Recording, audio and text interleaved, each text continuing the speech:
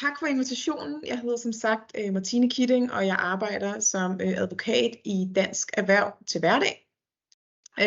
Og en af de ting, som jeg har rigtig meget med, det er, kan man sige, seksuelle krænkelser på arbejdspladsen, men det er jo primært overfor i forhold til arbejdsgiver, og der er det jo en lille smule særligt i forhold til jeres ordning, netop fordi her har vi jo en deling af magten, så at sige, altså det vi inden for ansættelsesretten kalder for ledelsesretten, forstået på den måde, at man har delt ledelsesretten mellem LOPA og jer derude som arbejdsleder, for det er jo jer, der har instruktionsbeføjelsen ude i hjemmene. Det jeg kommer til at sige lidt om i dag, det er i virkeligheden at sætte den retlige ramme omkring, hvad er det for nogle regler, vi arbejder med, når vi snakker seksuel chikane eller seksuelle krænkelser på arbejdspladsen. Så vil jeg sige lidt om, altså jeg kommer lidt ind på, hvad er det egentlig for en størrelse, altså hvornår er noget det ene, og hvornår er noget det andet. Og så til sidst vil jeg sige lidt om, hvad sker der så? Hvordan fordeler man så ansvaret i sidste ende? Og jeg vil bare sige, det bliver jo ikke sådan, jeg prøver at holde det ikke juridisk, det her oplæg i detaljen. Men hvis der er noget I tvivl om, så må I endelig bare lige rejse en hånd, så jeg ved, at der er spørgsmål. Jeg håber, at Sigrid og Jesper vil hjælpe mig lidt der. Så jeg vil kaste mig over det. Og det første, jeg vil sige noget om, det er faktisk noget meget juridisk. Nu sagde jeg lige, at det ikke vil være juridisk, men den juridiske ramme. Og det er jo fordi, det er det, jeg også er sat i verden til at komme og sige lidt om. Og når vi snakker seksuel chikane, så er der jo faktisk egentlig en bred ramme af regler, man kan kigge ind i. Og jeg har valgt at tage nogle af de vigtigste med, fordi det er også begrænset, hvad vi kan nå på kort tid. Og I skal jo heller ikke gå herfra som juraeksperter. Så dem jeg har taget med, det er arbejdsmiljøloven især, som jeg er sikker på, at mange af jer i virkeligheden kender. Og så den tilhørende vejledning fra Arbejdstilsynet. Altså de har sådan en vejledning, hvor de skriver noget om psykisk arbejdsmiljø. Det har sådan set også fået sin egen bekendtgørelse for nogle år tilbage. Og det synliggør jo sådan set også, hvor meget fokus man sådan har på det her fra Folketingets side og fra politikernes side, at det er noget, man gerne vil have gjort noget ved, og det ved I sikkert også, hvis I har fulgt med i dagspressen, kan man sige. Jeg ved så ikke nødvendigvis, om politikerne de kan undsige sig helt, at de også er med på den bølge. Så har vi nogle regler i erstatningsansvarsloven, og det kommer jeg lidt nærmere ind på, fordi det er jo et spørgsmål om, hvad er det så, det koster, hvis det er, man overtræder nogle af de her regler. Og så har vi så ligebehandlingsloven som et eller andet sted, den der sætter rammen omkring arbejdsgiver, og det er også det, jeg kommer til at koncentrere mig om i dag sammen med arbejdsmiljøloven, og det er sådan set fordi, at ligebehandlingsloven den forpligter arbejdsgiver, og arbejdsgiver i den her situation vil så være LOPA, men det er bare vigtigt, at I også ved det derude, hvad det egentlig er, LOPA kan blive mødt med, hvis der sker noget ude hos jer i hjemmene. Og det taler sådan set også ind i det, som I selv skal tale om senere, Lopa. Det var dig, Lone, der skulle sige noget om krænkelsespolitikken, altså det her med at sige noget, tale om det. Det er jo sådan med arbejdsmiljøloven, at man som arbejdsgiver har pligt til at sørge for, at arbejdsforholdene er sikkerheds- og sundhedsmæssigt fuldt forsvarlige.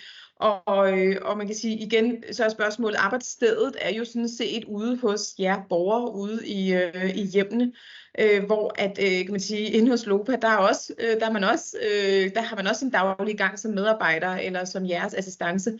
Så i virkeligheden, så kan man sige, hvor gælder arbejdsmiljøloven? Og der må man sige, det kommer i hvert fald rigtig langt, hvis I ude hos jer også overholder arbejdsmiljøloven. Så er det en rigtig god idé.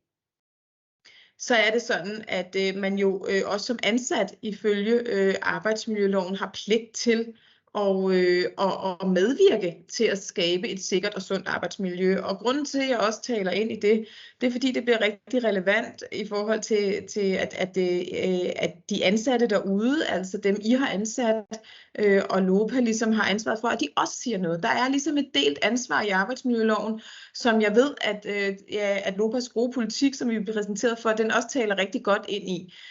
Og det vil jeg bare lige slå et slag for at sige, man skal huske at tale om det, og det siger loven også, at man skal.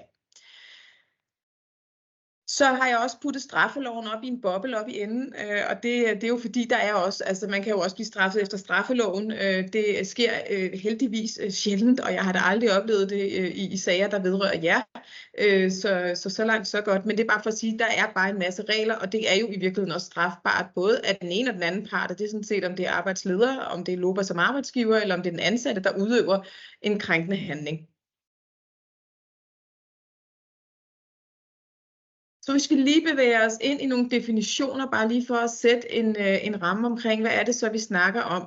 Så er det jo rigtig vigtigt, som jeg sagde, at ligebehandlingsloven i udgangspunktet forpligter LOPA som arbejdsgiver, mens at arbejdsmiljøreglerne i høj grad også forpligter jer som arbejdsledere.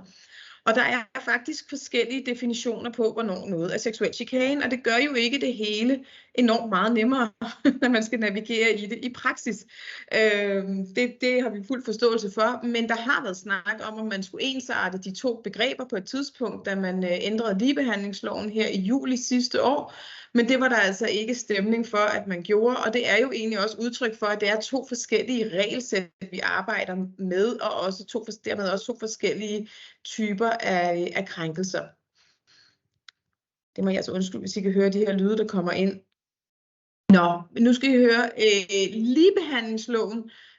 Der er definitionen sådan set, at der foreligger seksuel chikane, når der udvises en uønsket verbal, ikke-verbal eller fysisk adfærd med seksuelle undertoner med det formål eller den virkning at krænke denne persons værdighed, navnlig ved at skabe et truende, fjendtligt, nedværdigende, ydmygende eller ubehageligt klima. Nogle af de her definitioner eller ord, vi i hvert fald også kender fra den krænkelsespolitik, som LOPA har lavet. Hvis man så kigger på bekendtgørelsen om psykisk arbejdsmiljø, for lige at sætte ramme om den, så er den faktisk ganske anderledes, for den siger, at der ved krænkende handlinger forstås, at en eller flere personer i virksomheden groft eller flere gange udsætter en eller flere personer i virksomheden for mobning, seksuel chikane eller anden nedværdigende adfærd i arbejdet. Og så er der faktisk også placeret, kan man sige, hvem det egentlig er, der har serveretten, kan man vel kalde det, at adfærden skal opfattes som nedværdigende af den eller de udsatte. Den finder vi jo ikke nødvendigvis så skåret ud oppe i ligebehandlingsloven. Så hvis vi kigger lidt på, så kan man sige, at oppe i ligebehandlingsloven, der skal der nok i virkeligheden ikke så meget til, fordi nede i bekendtgørelsen, der handler det om, at det er groft eller gentagne gange, at man udsætter nogen for seksuel chikane, som er det, jeg lige fokuserer på i dag fra min stol. Men det gælder jo også andre ydmygende krænkelser i form af mobning osv. Hvor oppe i ligebehandlingsloven, der er der sådan set ikke krav om, at det skal være gentagne gange eller groft. Der skal det bare være egnet, eller bare, men det skal i hvert fald være egnet til at krænke personens værdighed ved at skabe et truende, fjendtligt, nedværdigende eller ydmygende miljø. Så der er en nuanceforskel i det her, og det betyder også, at det er rigtig vigtigt, at man ude hos jer, ude i hjemmene, lad være med at sætte en nedre grænse for, hvornår noget kan være krænkende. Altså hvis det opleves krænkende, så er det bare vigtigt at reagere. Og det er vigtigt både for den ansatte, men det er også vigtigt for jer, hvis I bliver krænket ude hos jer, for det går jo begge veje, som jeg sagde, at man husker på, at man får reageret med det samme, og det er især også for, at LOPA kan iagttage deres forpligtelser, som den arbejdsgiver, de jo også er, hvor I jo er arbejdsledere. Og det gælder sådan set både, hvis det er ansatte, der krænker jer, eller hvis en ansat føler sig krænket af jer. Så gælder det begge veje. Jeg bevæger mig lige lidt videre her, fordi noget af det, som der så også bliver stillet krav om i ligebehandlingsloven, og det gør der faktisk også i arbejdsmiljøloven, det er jo, at man stiller et chikanefrit miljø til rådighed. Det er ligesom det, der er hele humlen, det er, at arbejdsgiver har en pligt til det. Og i ligebehandlingslovens forstand, der er det LOPA, der har det ansvar. Men det kræver jo, altså LOPA kan jo gøre det på den, altså er jo ikke ude i hjemmene, og derfor så er ligebehandlingsloven jo ikke så lige til nede i den type af job, som er hos jer, den branche I alle sammen er i. Derfor så er det rigtig vigtigt, at I også ved ude hos jer, ude i hjemmene, at I skal også medvirke til at stille chikanefrit miljø til rådighed. Fordi at efter ligebehandlingsloven, der har LOPA faktisk en handlepligt. Det vil sige, at når de bliver bekendt med, at der er sket en krænkende handling, altså en hændelse, eller noget verbalt, eller et eller andet, eller et ubehageligt miljø, som har karakter af noget seksuel chikane, så har de pligt til at agere og handle, som det hedder. Og hvis ikke de handler, så kan de faktisk blive ansvarlige. Men det er jo rigtig svært, hvis man lige prøver at drage det lidt over til noget praksis her, altså rent lavpraktisk, og reagere som LOPA, der sidder på deres kontor trygt og varmt, mens borgerne er ude i hjemmet, og ikke, hvad kan man sige, eller at medarbejderne er ude i hjemmet hos borgerne, de er ikke til stede. Derfor kræver det rigtig meget et samarbejde mellem, og dialog mellem jer og LOPA i forhold til det her. Så er det et spørgsmål om, hvorvidt der er en forebyggelsespligt, og det er jo rigtig interessant i forhold til ligebehandlingsloven. Det er noget, som der er absolut sådan på det juridiske og ansættelsesretlige plan ikke nødvendigvis er fuld enighed om. Der er nok en forebyggelsespligt i et vist omfang efter ligebehandlingsloven. Man kan sige, efter arbejdsmiljøloven er der det jo i hvert fald især, for det står der jo i arbejdsmiljøloven, at man har pligt til at sikre et sundt arbejdsmiljø. Det gør man jo også ved at forebygge det, kan man sige. Hvis man skal sikre noget, er man nødt til at forebygge det. Så efter arbejdsmiljøloven er der i hvert fald pligt til at sikre et chikanefrit miljø. Og det har man så pligt ved i form af at forebygge det, og hvordan gør man så det? Og det er så der, hvor jeg tænker, at det er jo noget af det, som Lone også kan komme ind på og sige, hvad lægger I selv op til i jeres politik? Hvordan taler man til hinanden? Hvordan kan man håndtere de her situationer, hvor når kroppen er en arbejdsplads, så kan der altså hurtigt opstå situationer, som kan gøre tingene svære og grænserne flydende. Men noget af det, som i hvert fald er rigtig godt i forhold til at forebygge, det er jo også, at man har en politik. Det er et rigtig vigtigt værktøj i den forbindelse, også til i virkeligheden at sige, at man har gjort sig nogle tanker om, hvordan håndterer vi de her seksuelle krænkelser, hvis de måtte opstå, eller klager, eller påstande om sådanne, for de behøver jo heller ikke nødvendigvis at ende ud i alt muligt. Men det, at man har som arbejdsgiver og også arbejdsleder har tænkt over, hvordan er det egentlig, at vi gerne vil håndtere det her i praksis. Så man ikke står, når det er, at klagen den kommer, eller påstanden dukker op, og tænker, nej, hvem skal egentlig tage sig af den, og alle har berøringsangst. Det er i hvert fald ikke anbefalesværdigt. Så det er rigtig godt med en politik på området. Hvis vi så lige kigger på, altså en ting, vores jurister, vi arbejder jo altid med, hvad koster det? Fordi sådan er det jo med lovovertrædelser, de kan jo koste noget.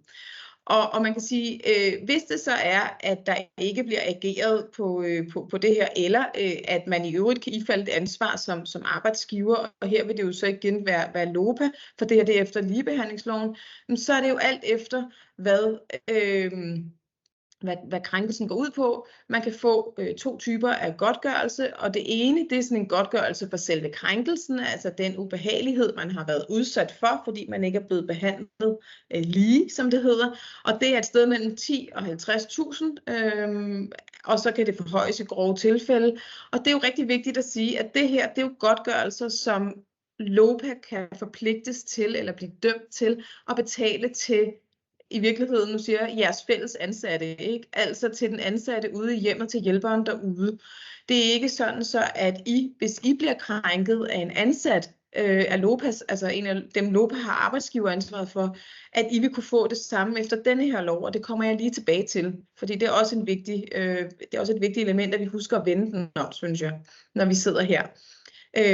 Den anden type af godtgørelse, som jeg har valgt at tage med, og som jo egentlig heller ikke direkte vedrører jer, det bliver jo egentlig et internt opgør mellem jer og LOPA, det er den godtgørelse, som kan følge, hvis man bliver opsagt som følge af, at man har fremsat en klage om seksuel chikane. Og den er dyr, som I kan se her, fordi så er vi lige pludselig oppe i så er vi oppe i månedslønninger.